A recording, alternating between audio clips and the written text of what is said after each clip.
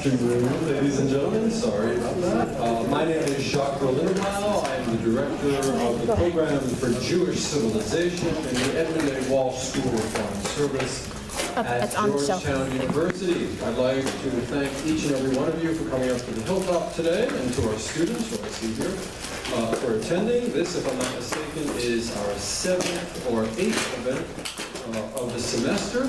As you know, in February, on February 29th, in fact, the program for Jewish Civilization will launch as the Center for Jewish Civilization. So we're very, very excited about that. And you'll be hearing more about this.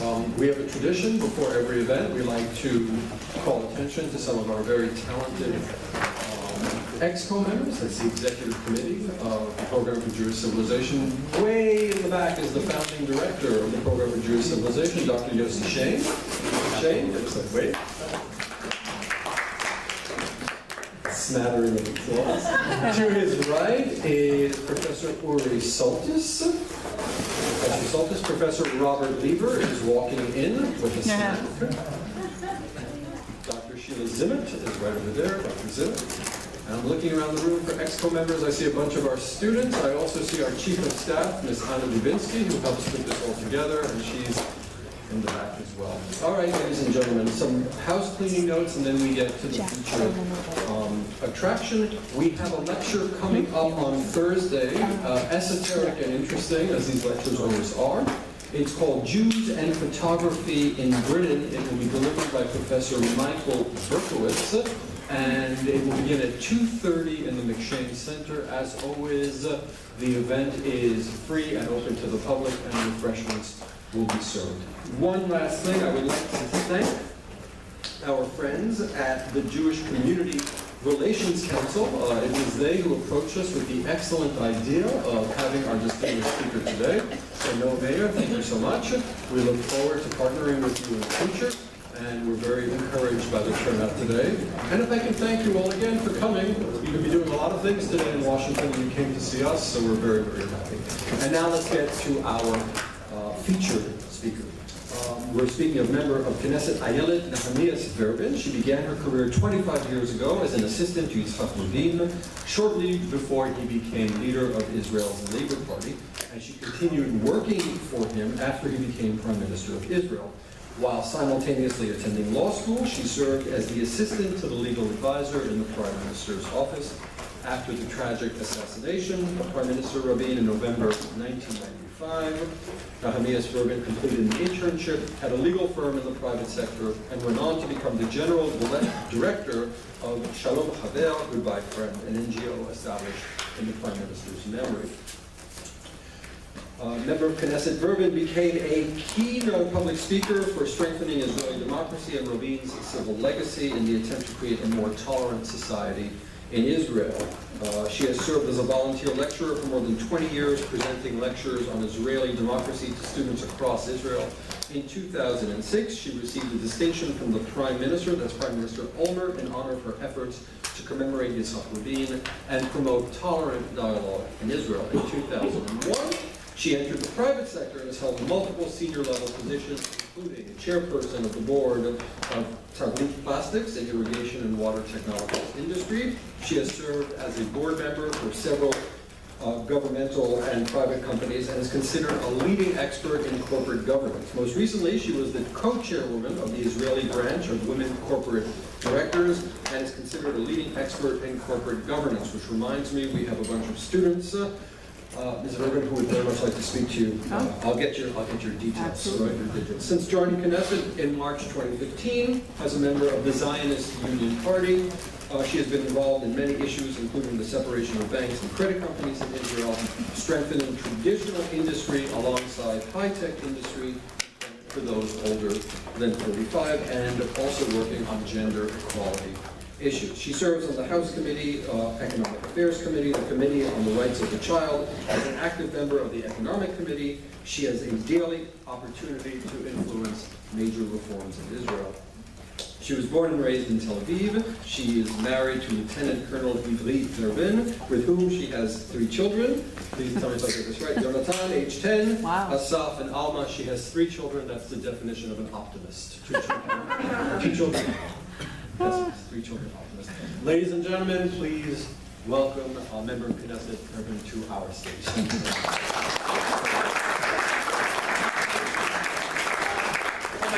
Yes, I'm Clark. Thank you so much for having me today in this really beautiful hall and in this really beautiful campus of Georgetown. I feel extremely privileged to be here and have the chance to speak to you. And please be free. I will make sure that my presentation is not so long so that you will be able to grill me, fry me, and whatever you'd like to do with me, and ask me any questions that you would like.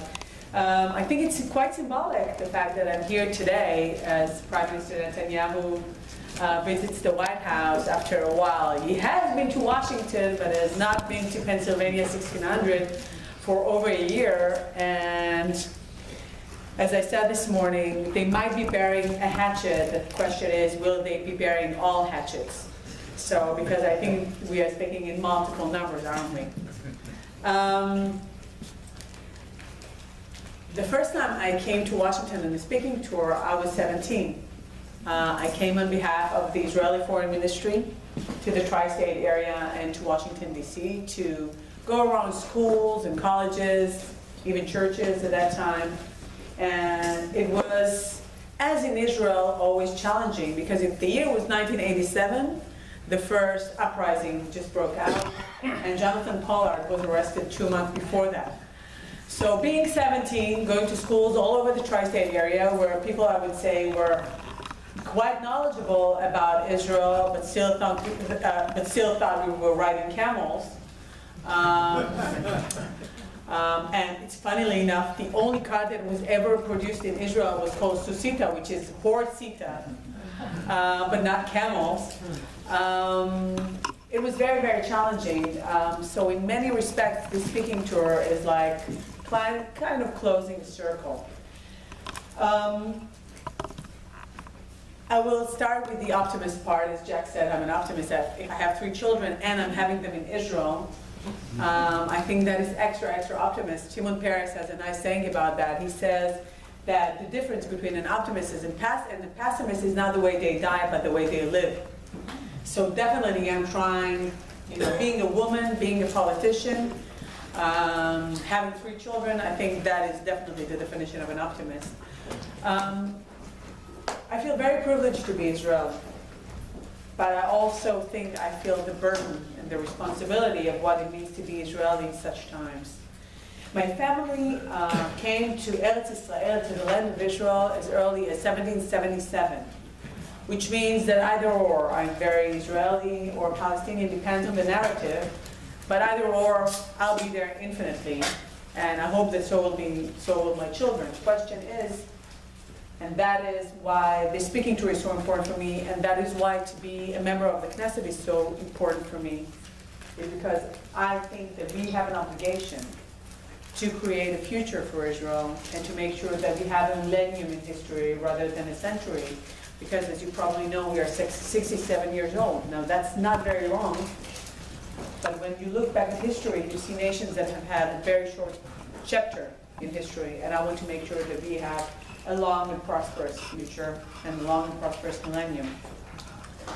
So as I said, really my ancestors came to the Eretz Israel very, very early on. That's my maternal grandparents. The other set of maternal grandparents came as early as the very, very early 1900s, were pioneers. My other set of grandparents, my paternal grandparents, came to Israel from Thessalonica in the very early 1930s, saving themselves from the Holocaust. The rest of their families was assassinated in Auschwitz. I feel that my roots have made me go the path that I have been going in the past 25 years, and I have started my political work with Yitzhak Rabin in 1991. I think he had an enormous effect on my life. I always say that He is my compass, and my father, who unfortunately died 8 years ago, was my conscience. But being 20 years old and having the opportunity to be next to such leadership, in which at that point I did not realize what leadership it was, looking back really was quite mesmerizing. The thing about Yitzhak Rabin, and the funny story that I tell about him, that in the autumn of 1991, when he was running against Shimon Peres in the primaries, the first primaries ever to take place in Israel, we came to Haifa, that's a city up north, and we came to Haifa in Shabbat, very, very rainy day, and we were entering, a place where he was supposed to speak to people, to members of the Labour Party, and he opens the door, and there are 4 people waiting for him. And he spoke to them, there were 400 people in the room, and he gave them his vision. And being the man that he was, being Mr. Security for the majority part of his adult life, starting off in 1948 in the Independence War, later on to be Chief of Staff in 1967. 1973, he wasn't there, he just ended his tenure as ambassador to Washington, being Prime Minister for the first time in the early 1970s, signing the interim agreement with Egypt, leading later on to the signing on the lawn of the White House of the peace accords with Egypt. Going through the first uprising, being at that time the Minister of Defense, saying we have to oppress this uprising, the first uprising.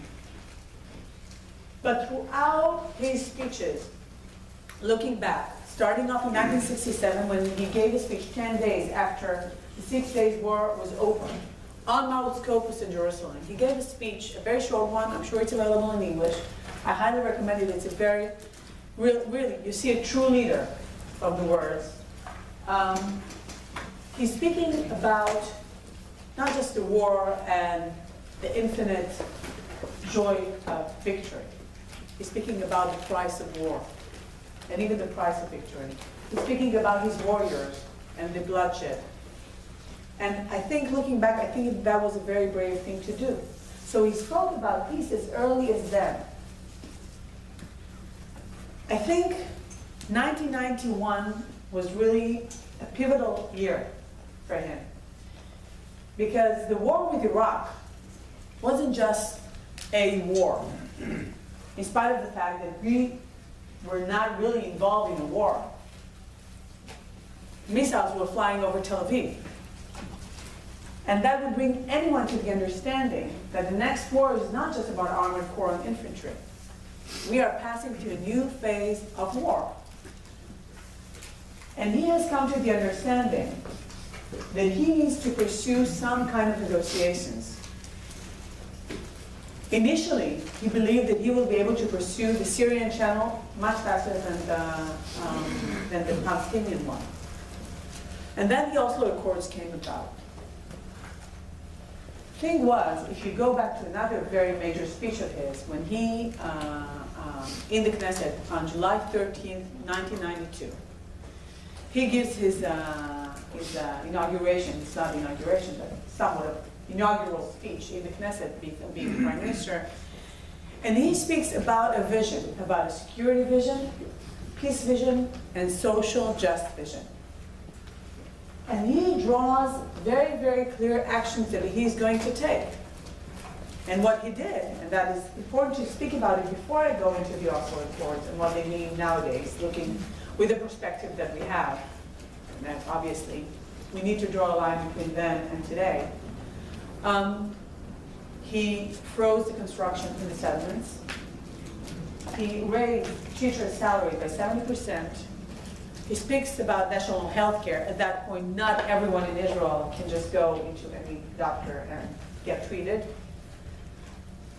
We have 1 million newcomers at that point who are still living in trailers, not enough housing for them. Now this is a country of 5 million, right, Yossi? About 5 million people at that point? 4 million. So we have 1 million newcomers coming to Israel, and this is a country, socially, such a young country, that you have to deal with all the social consequences of such an aliyah. We were Obviously, we were grateful for that aliyah, and today I can tell you we are very, very grateful looking back. But you have to see what you're doing. You have so many social challenges as well as security challenges, and you have to handle them all at the same time. He goes to America in August, by the way, meets President Clinton for the first time. Doesn't take much to him. It's amazing to see what kind of relationship they had by the time Yitzhak Rabin was assassinated, and of course way before that. But really, it's amazing to see. I saw President Clinton last week in Tel Aviv. You can see he still mourns his death. He still mourns his assassination. That's a human thing. That's not, that's, you could see if it was bogus, if it wasn't true. So he goes to America, brings the money that Israel needs for security, which his predecessor, Yitzhak Rabin, wasn't able to get from America due to the fact that nothing was going forward with the negotiations. We had the Madrid Convention, all sorts of things, but nothing prevailed, nothing happened. And, I was with him for that campaign, very close to him. I was all over Israel with him. And you could see not just the hope, you could see that people trusted him and believed him as well. That is a very, very important thing to do for a leader. That's, I would say, being hopeful is like a prerequisite for any leader, especially in a country like Israel. So, going back to the Oslo Accords basically happened. Well, it was a process that was run, and Yitzhak Rabin understands that the Syrian channel will not be able to proceed with that. He was not happy about it because I think now we see what's happening in Syria, which is really terrible, and the world is shushing, I have to tell you. This is sort of a lens that shows you how sometimes the world can be quite hypocritical. But I'll not focus on Syria at that point, but he truly thinks that Bashar al-Assad will be the last leader of the Syria that he will be able to pursue any kind of agreement with. And after signing with Egypt, or after having the peace with Egypt for then about 12 years, he thought that would be the reasonable next step, the rational next step. But again, something, there's a saying in Yiddish or in German, God plans, a man plans and God laughs. So the Palestinian route went down quicker. And Yitzhak Rabin has to make a very brave decision. Is he coming to the lawn of the White House for the signing of the peace accords or the Oslo Accords with Yasser Arafat? He could have left it in the hands of Abu Mazen and Shimon Peres. But he decided to come. It was a very difficult decision for him.